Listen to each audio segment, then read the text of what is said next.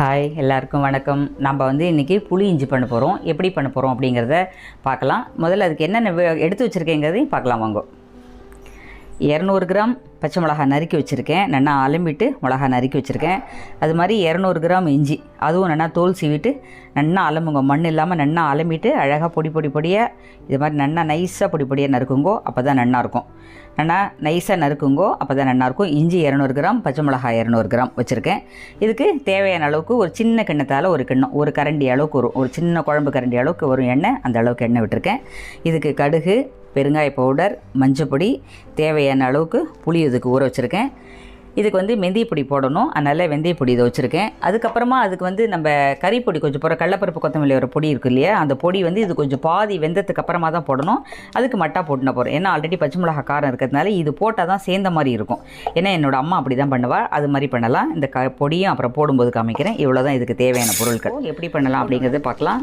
இந்த சின்ன கப்பு, அதாவது ஒரு குழம்பு கரண்டி அளவுக்கு வரும் எண்ணெய், ஆயில். இது நம்ம சமையல் விட்டுக்கிற ஆயில், நீங்கள் கடலை எண்ணெயோ ரீஃபைண்ட் ஆயிலோ என்ன வேணுமோ உங்களுக்கு விட்டுக்குங்க. நல்லெண்ணெய் மட்டும் லாஸ்ட்டாக தான் விட்டுக்கணும். நல்லெண்ணெயிலேயே முழுக்க பண்ணக்கூடாது, அதனால் லாஸ்ட்டாக விட்டுக்கலாம். அது எண்ணெய் காயட்டும் பார்க்கலாம். 1 டீஸ்பூன் கடுகு போட்டிருக்கேன்.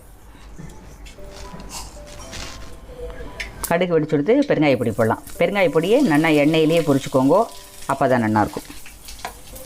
அது கூட கொஞ்சம் வெல்லம் போடணும், சொல்ல மறந்துட்டேன். வெல்லமும் போடணும். அதுக்கு மஞ்சப்பொடியும் இப்போ எண்ணெயிலே போட்டலாம். போட்டுட்டு இதை 1 பை 1 இதை அப்படியே தள்ளுறேன்.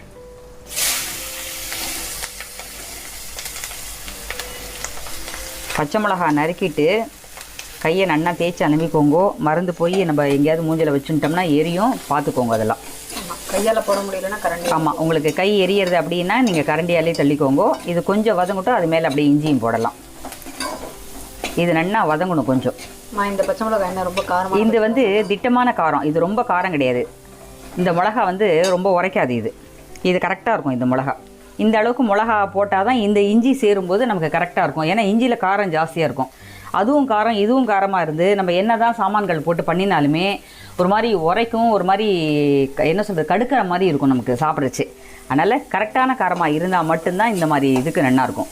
ஊசி மிளகா மாதிரி இருக்கும். அது ரொம்ப காரம். நீங்கள் 4 மிளகா போட்டாலே இந்த மிளகாய்க்கு 4 மிளகாயும் இதில் போட்டுக்க அந்த மிளகாயும் சமமாக இருக்கும். ஏன்னா அது அவ்வளோ காரம், ரொம்ப காரம் ஜாஸ்தி. இப்போ நம்ம இந்த இஞ்சியும் இதோட சேர்த்துனுடலாம். இஞ்சி நல்லா பொடியாக நறுக்கிக்கோங்க. அழகாக ஒத்தாப்பில் நறுக்கிக்கோங்க. அப்போ தான் நமக்கு அது சேர்ந்துருக்கும். ஒத்தாப்பில் நீளமும் சின்னதும் பெருசமாக இருந்ததுன்னா சரி வராது. தோல் சீவிட்டு மண் போக நல்லா அலம்பிட்டு தோல் சீவி அதுக்கப்புறமா நல்லா வதக்கிக்கோங்க. கொஞ்சம் வதங்கணும். வதங்கினதுக்கு அப்புறமா தான் நமக்கு மேற்கொண்டு எல்லாம் போடணும்.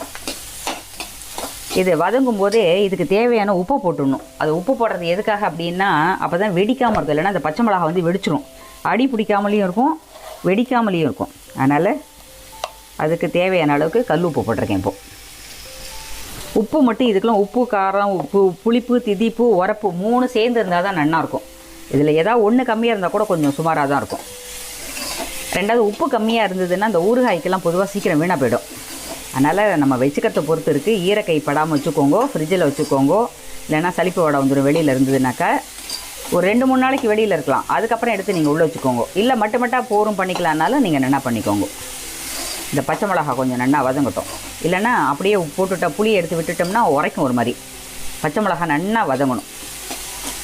இது இட்லி, தோசைக்கு, சப்பாத்திக்கு கொஞ்சம் நல்லா ஒரு மாதிரி உப்பு, புளிப்பு, திதிப்பாக இருக்குது இல்லையா, நம்ம தனி கூட்டுலாம் எப்படி இருக்கும் அந்த மாதிரி இருக்கும். அந்த இதுக்கெல்லாம் தொட்டுக்கிறதுக்கு நல்லாயிருக்கும். இது இட்லியை விட தோசைக்கு, சப்பாத்திக்கு நல்லாயிருக்கும். அது மாதிரி தொட்டு சாப்பிட்லாம். மோர்ஞ்சாத்துக்கு ரொம்ப அட்டகாசமாக இருக்கும்.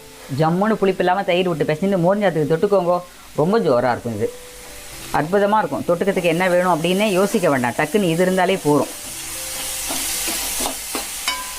அந்த நாளையிலலாம் எங்கள் அம்மா 4 மிளகா இருந்தால் கூட அதுக்கு துளி போகிற இஞ்சி இருந்தாக்கா எங்கள் அம்மா அதை கூட பண்ணிடுவா, டக்குன்னு வீணாக்க மாட்டா. பச்சை மிளகா என்ன பண்ணுறது? அதனால் அப்போல்லாம் ஒரு 2 ரூபா கொடுத்தாலே நிறைய கொடுப்போம் மிளகாலாம். புளி ரொம்ப நீர்க்கவும் நம்ம ரசத்துக்கெலாம் விடுற மாதிரியும் விட வேண்டாம். அதுக்காக புளிக்காய்ச்சலுக்கு கரைக்கிற மாதிரி விட வேண்டாம். கொஞ்சம் கரைச்சி ஜலம் விட்டு விடலாம். இப்போ இதில் நான் ஒரு சின்ன டம்ளரில் 1 டம்ளர் ஜலம் விட்டுருக்கேன். திரும்ப இதால் ஒரு சொம்பு அளவுக்கு ஜலம் எடுத்து வச்சுருக்கேன். இதுக்கு எவ்வளோ தேவையோ எந்த அளவுக்கு வருதோ பார்த்து கரைச்சி விட்டுக்கலாம். அந்த புளியில் மண்ணே கிடையாது, நீங்கள் பார்த்துக்கோங்க.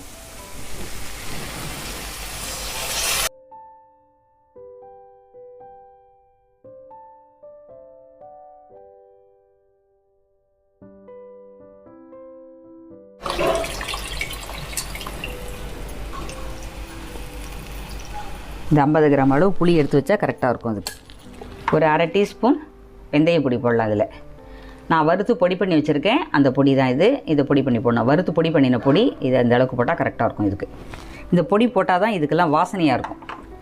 இப்போது இந்த அளவுக்கு நறுக்கி பொடி பண்ணி வச்சுருக்க வெல்லம் இது நல்லா என் கையால் கரெக்டாக ஒரு பொடி தாராளமாக இது போட்டால் தான் நல்லாயிருக்கும். இதுக்கு இந்த அளவுக்கு போடுவோம். இந்த அளவுக்கு போட்டு எல்லாம் நல்லா கொதிக்கட்டும். கொதிச்சதுக்கப்புறமா காட்டுறேன். இப்போ இந்த புளி இஞ்சி பண்ணுறோம் இல்லையா, இதுக்கு வந்து சில பேர் கேட்கலாம், இதில் கடலைப்பருப்பு உளுத்தம் பருப்புலாம் போடுவாளே, நீங்கள் ஏன் போடலை அப்படின்னு கேட்கலாம். இதில் அந்த கடலைப்பருப்பு உளுத்தம் பருப்பு எங்கள் அம்மா போட மாட்டா, அதனால் நான் போடலை. ஏன் போட மாட்டேன் அப்படி, எங்கள் அம்மா ஏன் போட மாட்டா அப்படின்னா, அந்த புளிப்பும் அந்த காரமும் அதில் ஏறிடும். புளிக்காய்ச்சலுக்கே எங்கள் அம்மா கடலைப்பருப்புலாம் போட மாட்டாள், எங்கள் சித்தி எங்கள் அம்மா எல்லாமே.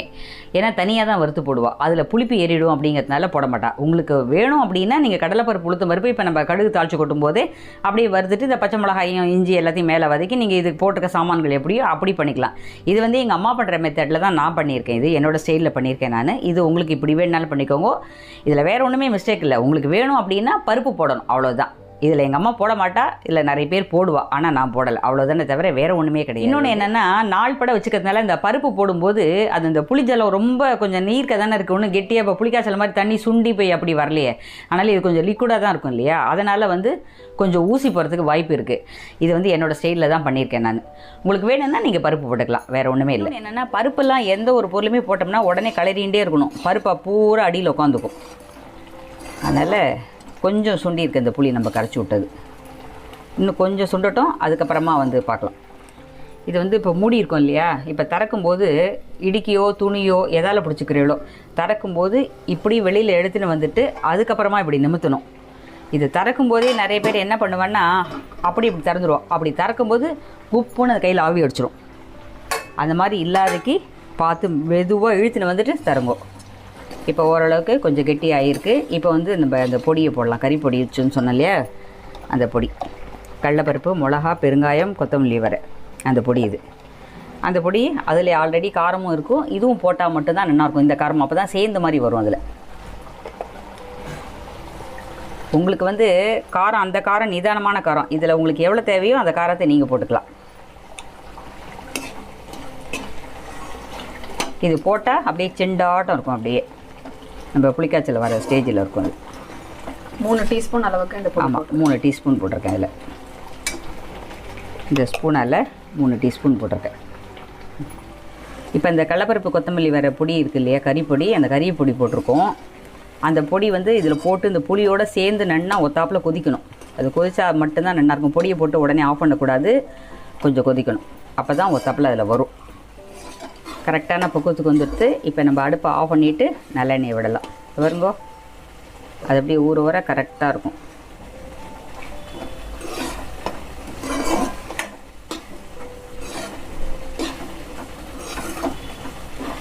இப்போ கரெக்டாக இருக்கும். இப்போ வந்து அடுப்பை ஆஃப் பண்ணிடலாம். இப்போ நம்ம எண்ணெய் விடலாம். இப்போ இதில்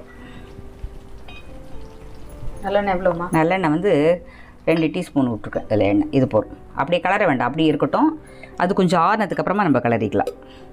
இந்த அளவுக்கு லிக்விட் இருந்தால் கரெக்டாக இருக்கும். பார்க்கும்போது எவ்வளோ அழகாக இருக்குது பாரு. பார்க்குறதுக்கும் அழகாக இருக்குது, டேஸ்ட்டாகவும் இருக்கும். இதெல்லாம் டக்குன்னு ஆகிடும். இது எத்தனை நாள்மா ஃப்ரிட்ஜில் வச்சு? இது வந்து 1 வருஷமாக இருந்தாலும் கெடாது. நம்ம வச்சுக்கிறத பொறுத்து இருக்குது. ஈரக்கை படாமல் இருக்கணும். ஈரக்கை படாமல் இருந்ததுன்னா நல்லாயிருக்கும். பார், இப்போ நான் வந்து என்னோடய ஸ்டைலில் புளியிஞ்சி எப்படி பண்ணணும் அப்படிங்கிறத உங்களுக்கு பண்ணி காமிச்சிருக்கேன். நீங்களும் இந்த மாதிரி பண்ணி பாருங்க. பண்ணி பார்த்துட்டு சாப்பிட்டுட்டு எப்படி இருக்குங்கிறத கமெண்ட்டில் சொல்லுங்கள். பாய்.